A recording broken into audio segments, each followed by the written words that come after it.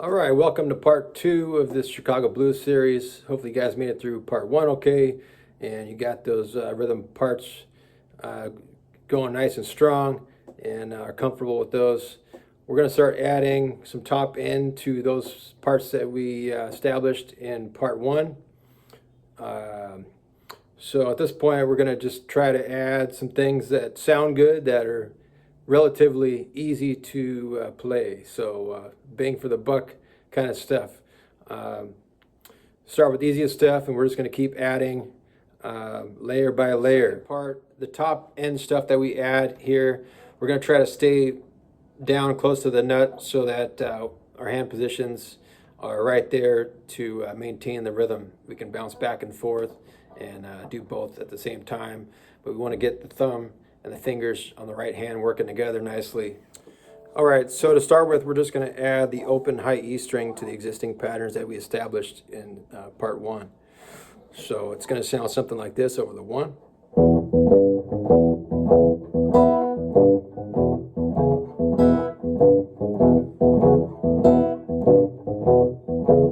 And then over the 4, we're going to also play the open high E string.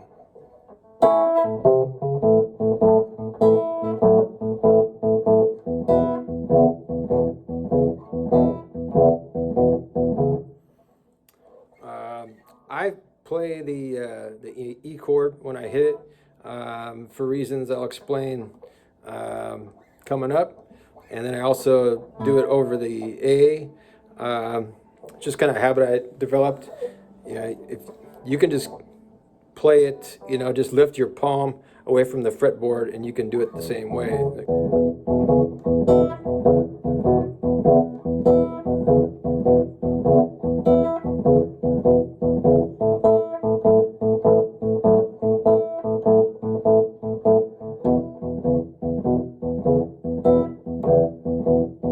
Like that. All right, so the next thing, we're just going to add this hammered third G string to the pattern. So it's going to sound like this. 4.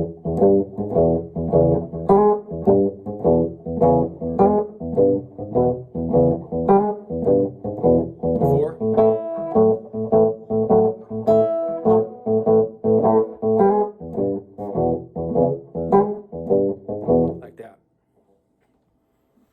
All right, so we're going to build a little bit more on that last hammered third lick. So with the B string, we're going to go the B and G strings right here. So it's going to go.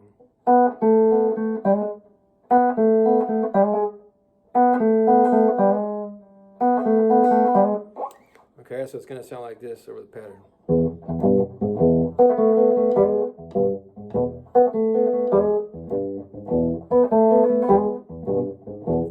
4.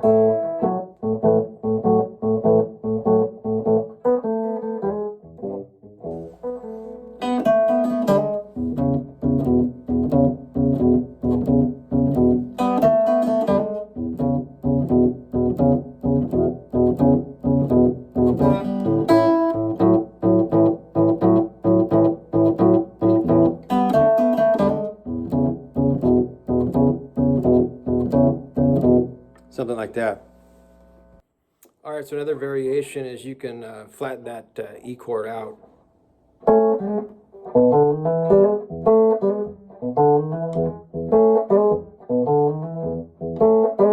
Something like that. All right, another thing you can do is add this little bass run up to that hammered third lick. So it goes.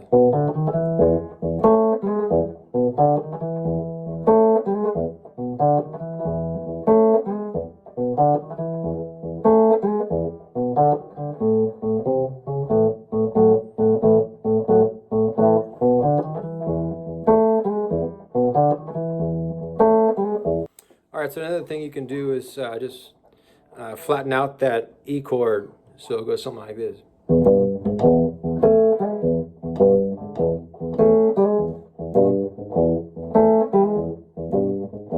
All right, so a real simple chord that you can do is just the 7th chord, E7 here. So, and then just, of course, keep thumping on that low E string.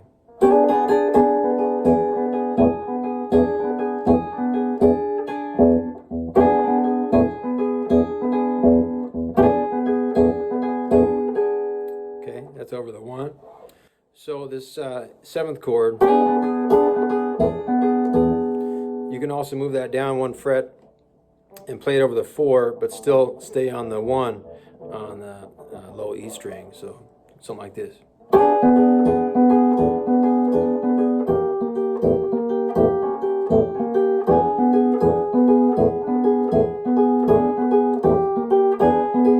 Something like that. All right, so the 4, here's something you can do. Here's just the regular 7th chord. You know, most people teach the 8 like that, but in the blues, we play it like that. Just bar first finger, and you can add that there.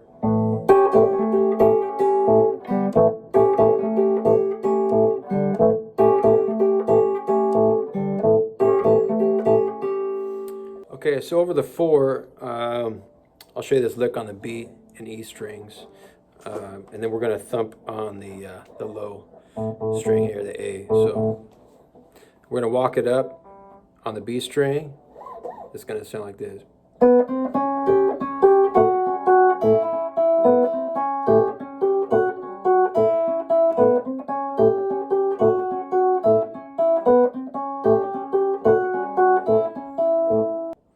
All right, so you can also move that lick down 2 frets and play it over the 5, so you're still on the B and E strings, and then I just thump away on the low A. Okay, so something like this.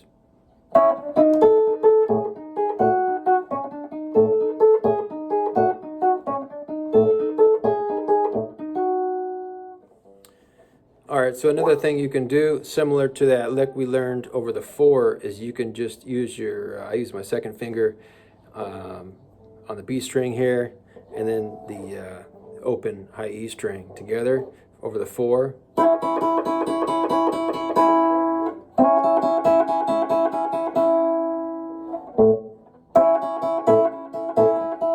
And then thump on that low A.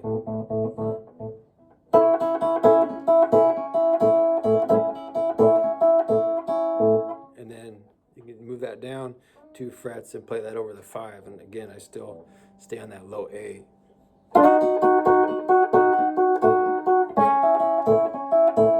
Something like that. So over the 5.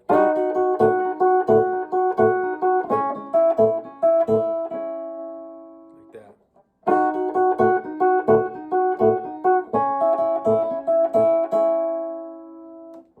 All right, so putting all that stuff together, you know, you can do something like this. And I'll bring my right hand forward.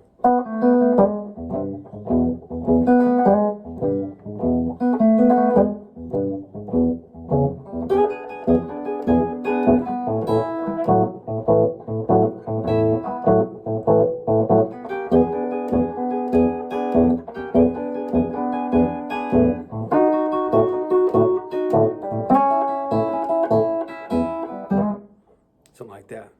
All right, so in the first video, I showed you some easy ways to handle the 5 with the boogie patterns and stuff and the 2-string rhythms. It's probably not theoretically correct, but it works well enough, and I think it sounds good. Some guys don't like it, but it's there if you want it. And I'll show you another option here. This is probably what I use most of the time. This is the B7 here, and I usually use my second finger up here on the low E string.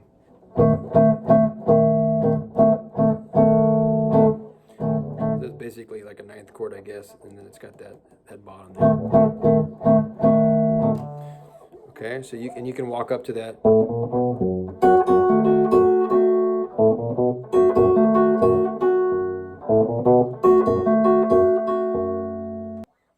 Yeah, so here's A7. You can slide that up 2 frets, and you have the B7.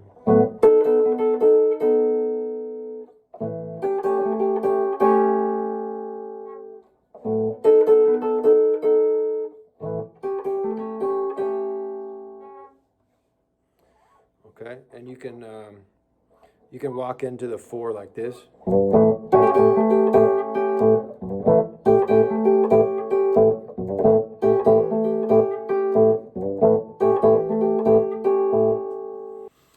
All right, so like if you wanted to walk up to the 5,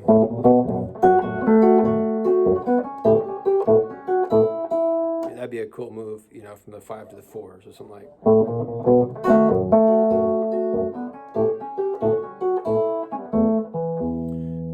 I'll show you a couple of pretty easy turnarounds to do, so you can tie this together. So the first one is it's just this finger pattern, and you're going to walk that down chromatically. Okay, so so we're just at the 5th and 4th frets on the 5th and 3rd strings.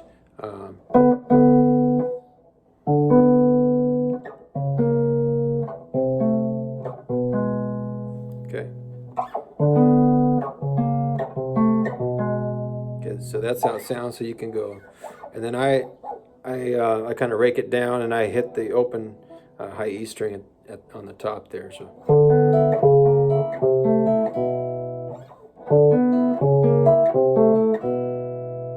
And you can go the other way.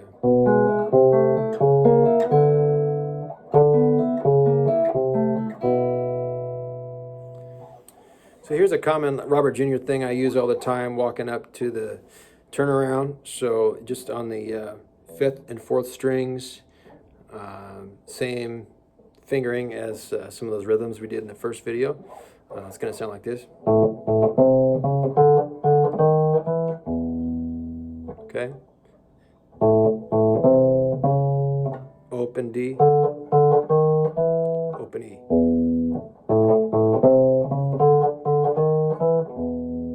Okay, so like something you might do over the from the 5.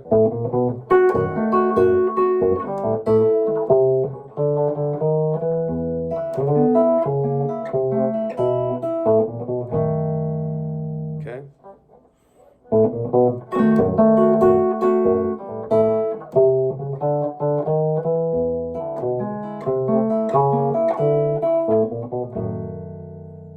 Okay, you can also walk it the other way.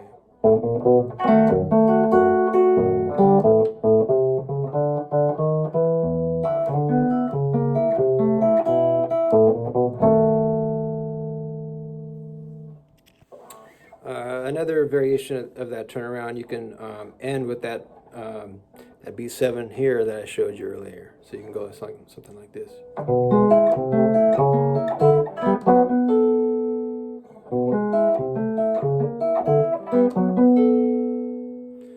It's kind of nice because it's right there, right? You're walking right into it. All right, so that wraps up part 2. Just practice all those parts independent of each other, and then work on putting those pieces together in various combinations, see how they fit together. In the intro, I tried to incorporate some of the things that I showed today, so you can kind of follow along with that.